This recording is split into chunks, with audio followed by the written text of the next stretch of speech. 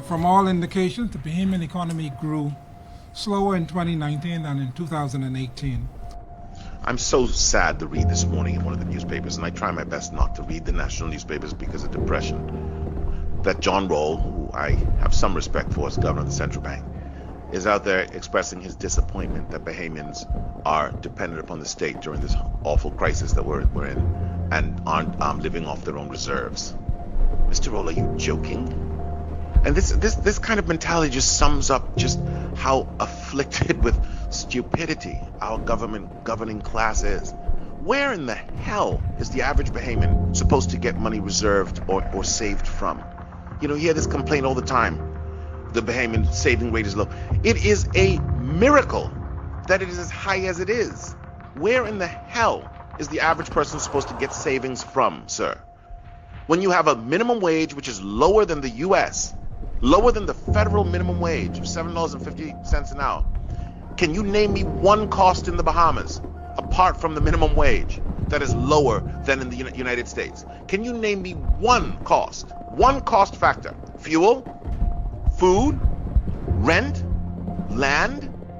One cost factor in the Bahamas that is lower. One factor that is lower on the wage earner in the Bahamas than in the US.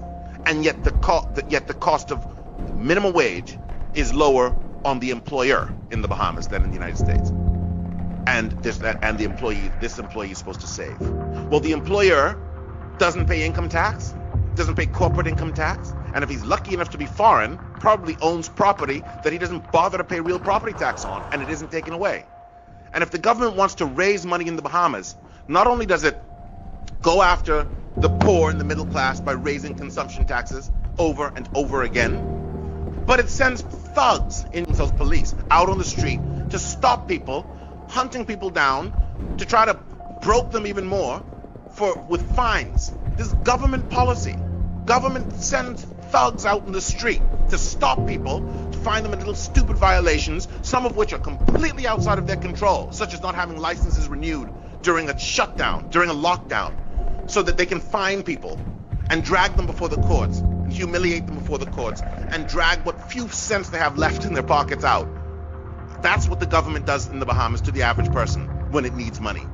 While there are foreigners owning millions and millions of dollars in second homes, properties, in property taxes for second homes, for luxury homes. And the government hasn't taken one, not seized one property in the tens of thousands of transactions that have taken place since 1992 under the new governing legislation that allows foreigners to come here and apply for the right to own property.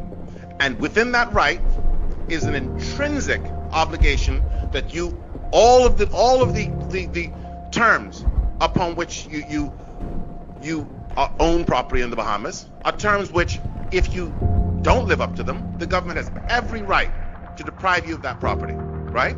Including real property tax. Never once enforced. Not once. You have people I've shown in this group owing $8 million. Is it their family home? No. Is it a home? No. It's just some luxury property. Government won't take it away. But it'll come after you because you don't wear your seatbelt to grab the last few remaining dollars you got in your pocket.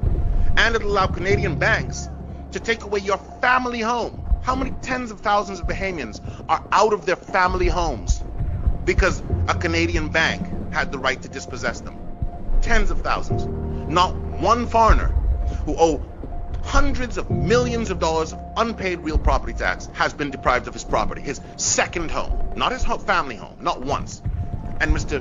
Rawls tells us the problem is Bahamians aren't saving enough. How disgraceful. What's more disgraceful is, I don't want to be personal, but Mr. Rawls is, I'm sure, broke too. I'm sure the minute he's not in the central bank, he's going to be broke. Like, I'm sure that he doesn't, I wonder what savings he has. I'm sure none. That's the norm throughout the quote-unquote middle class in this country. There is no middle class. These Negroes that make up the F&M government, they're broke. Of course they're broke. The minute they're out of government, these guys are going to be around begging people for money and jobs. They're broke. They don't have any money either because of the structure of the economy. They're like the classical turkeys voting for Thanksgiving. The structure that they've created doesn't do anything for themselves. They just have this in their head that somehow they somehow identify with greater people, and this is whose interests they they take care of.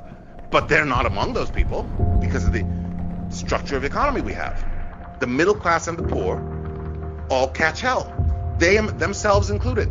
You know? How many, I'd like to see how many of them, how many of the middle class, how many of the politicians, of the same people who'll be talking down to the Bahamian masses like Mr. Roll about savings, how many of them have savings? It'll shock you how few. But it's not their fault. Well, it is their fault because they created these conditions. They created the conditions for a country based upon a tiny, tiny percentage having everything and the rest of us having nothing. But it's certainly not the fault of the average person on the street. And it is so disgusting to hear somebody say that it is.